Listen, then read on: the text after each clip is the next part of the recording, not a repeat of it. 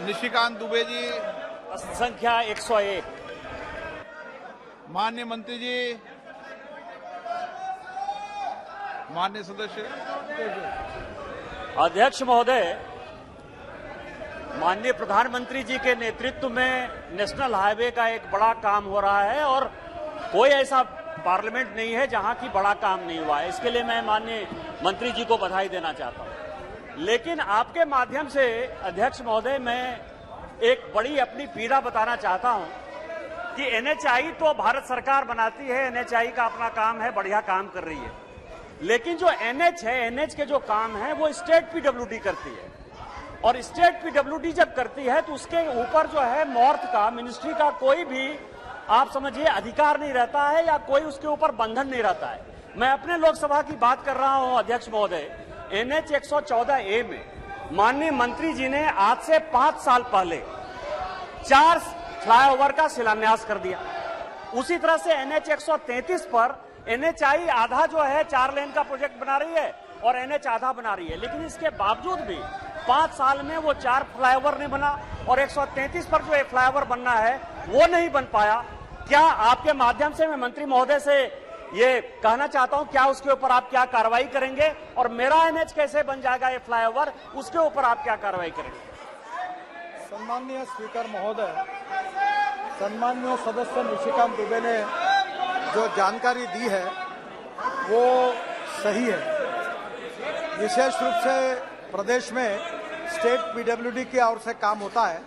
ये टेंडर निकाला गया था, कॉन्ट्रैक्टर के स्लो प्रोग्रेस के कारण वो टर्मिनेट किया गया। अब नया टेंडर निकाला गया है, पर इस नए टेंडर निकालने में काफी देरी हुई है और इसमें देरी हमारे मिनिस्ट्री में हुई है। क्या स्टेट पीडब्ल्यूडी में इसकी इंक्वायरी की जाएगी? काफी प्रमाण में ये देरी होती है, समय का बंधन होना चाहिए और जिसके कारण स्वाभाविक रूप से सम्मान्य सदस्य को ये सवाल पूछना पड़ा है।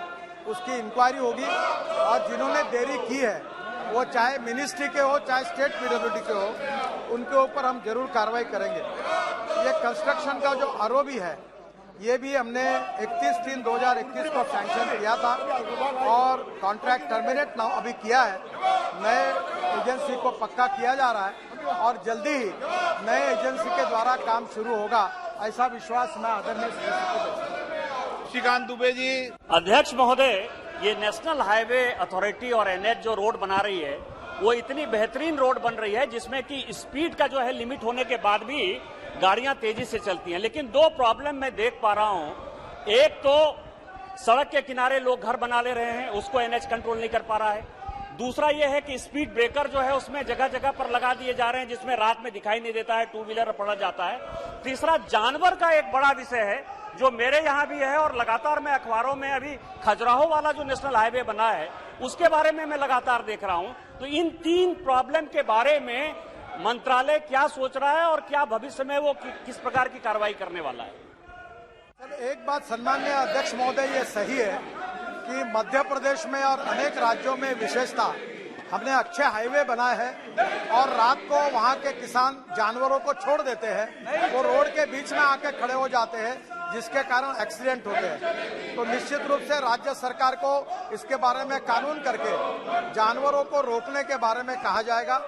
दूसरी बात, रोड की क्वालिटी सुधरने के कारण जो एक्सीडेंट की संख्या बढ़ रही है इसके बारे में हम रोड सेफ्टी का ऑडिट भी कर रहे हैं। निश्चित रूप से जो सुझाव सम्माननीय सदस्य ने दिए हैं, हम रोड सेफ्टी के बारे में काफी सजग है और निश्चित रूप से हर रोड का सेफ्टी ऑडिट करके ये सब प्रॉब्लम को ढूंढकर हम इसके बारे में उपाय योजना करने में प्रायोरिटी हमने दी है और इसके ऊपर जनता के सहयोग से निश्चित रूप से अमल किया जाएगा।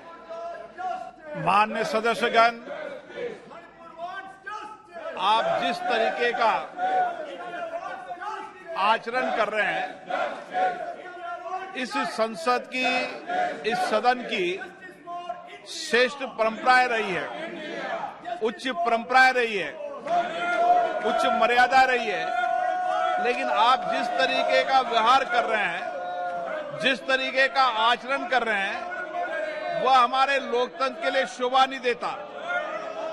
मैं आप सबसे पुनः आग्रह करता हूं कि सदन की गरिमा, मर्यादा उच्च परंपराएं बनाने हम सबकी जिम्मेदारी है। हम सबको लोगों ने चुनकर इसलिए भेजा है कि उनके अभाव, उनकी अभिव्यक्ति, उनकी भावनाओं को सदन में रखें।